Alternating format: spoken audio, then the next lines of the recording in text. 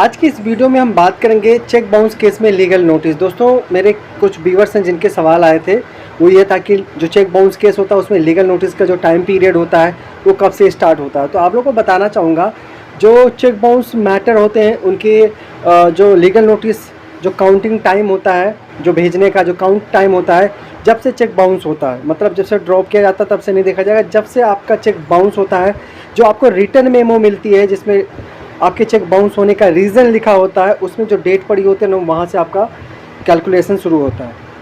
30 दिन के अंदर आपको लीगल नोटिस भेजनी होती है। उसके 15 दिन आपको इंतज़ार करना होता है, कूलिंग पीरियड होता है।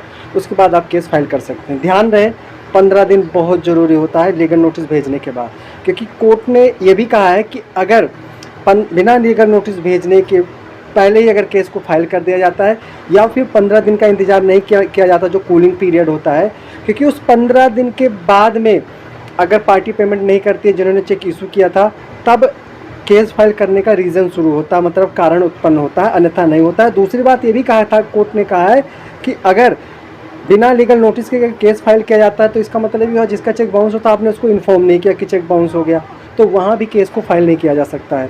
तो इन सब चीज़ों को जान रखिए, ध्यान रखिए, क्योंकि ये छोटी चीज़ें बहुत बड़ी चीज़ होती हैं जो आपके केस के पूरे नेचर को ही बदल सकती है। बहुत बहुत धन्यवाद।